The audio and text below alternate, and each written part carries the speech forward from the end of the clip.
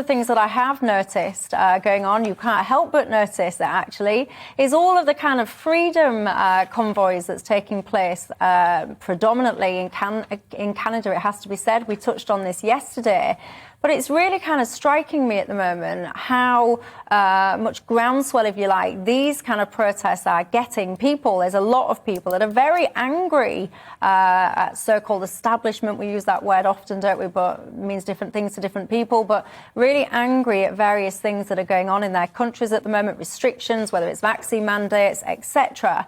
And yeah, we've seen convoys in various places now, in Belgium, Germany, Czech Republic. As I mentioned, in the whole Canadian thing, they've set up a state of emergency in one of the Canadian places. And Joanna, your thoughts of this? To me, it feels that so many people are just getting so frustrated at the moment. I do worry about where it will end. Well, I'm cheering them on, I have to say. I'm saying, like, go, these Canadian truckers. I'm really pleased. I think this is a very, very positive development. And I think anybody who believes in freedom, who doesn't want to live in a society where people are regulated by vaccine passports and have vaccine mandates imposed upon them, should also be cheering these truckers on. I mean, the fact is we were put into a state of lockdown or semi-lockdown for the best part of 18 months. And these truckers, you know, they didn't have the luxury of sitting at home with a laptop, having people bring things to them. They were the ones who were out there keeping the economy, such as it was at that point, going. They were the ones who were providing food to our supermarkets, providing provisions to our hospitals.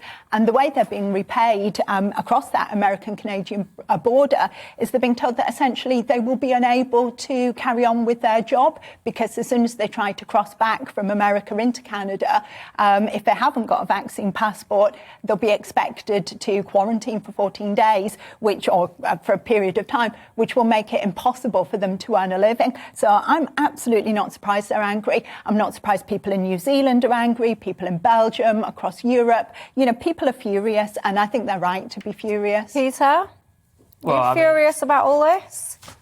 Well, I think I'm furious, probably the exact opposite of Joanna. There's so much I disagree with, but the reason why most major countries have laws about using the road is for safety and the safety of other people. So, you know, if you have people blocking the road, preventing an ambulance getting to a heart attack victim or to a mum in labour having difficulties, why would Joanna cheer that on? Yeah, but hang on, because that convoy, then you cheer them on. No, but they're allowing emergency vehicles. They're allowing emergency vehicles through. So I think I need to be clear to them on that. Harriet? Well, I find it's very interesting that apparently, according to the Canadian Trucker Association, 90% of the Canadian truckers have been vaccinated. So it's more about this anger that is seizing so many countries, that we've all emerged from lockdown and we all seem to think that we were just going to get back into ordinary life. But we have been changed by the last 2 years. And I think the things that have changed us have not actually come out yet. I think in this country, Boris was very sensible in that he really fought hard not to go into that final lockdown. And what is happening in other countries shows that he was right to do that, because people are exploding all over the place with anger and fury at what has been done to them. Who was Boris fighting to avoid going into lockdown, given that he's the Prime Minister? Yeah, who was he fighting? Well, there was a lot of people, there's a lot of pressure from Labour, there's a lot of pressure from all kinds of institutions not to go into that lockdown. But he's the Prime Minister. Yes, but we live in a democracy. But he's the leader. It's up to him to make the decision. I don't think he was bullied into it, but by SAGE or GPs. I think he had a lot of pressure not to do it, and he decided to do it. I think the fact is, on these protests, which is what we're talking about now, there's no point rehashing arguments about who or why Boris didn't take us into lockdown. The fact is, these protests are incredibly peaceful protests. I think there's been 2 arrests in total since these protests started. There's no evidence whatsoever that they're blocking ambulances from getting to sick people.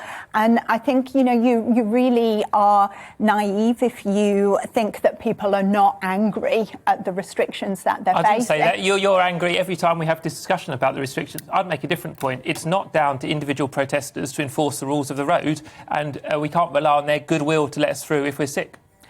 I think people do have the right to protest. And I think No one's saying they don't have the right to protest. It's saying if you let an ambulance through, that is a judgment for essentially the police and the people operating the roads. It's not for random individual citizens and us to be left reliant on their goodwill whether to let through an ambulance to look after our loved ones.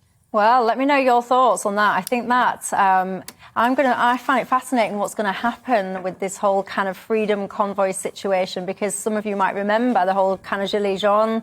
It started off as a yellow vest thing. I think it started off about fuel in France, and that took on it snowballed, didn't it? It went on for an incredibly long time, and I wonder where this protest is going to end up, how far spread, and it divides opinion. Lots of you, I know, I can see the messages flying in, lots of you are on the side of the protesters, lots of you are absolutely not. You can email me gbviews@gbnews.uk and tweet me at Michelle Dewbs or at GBNews.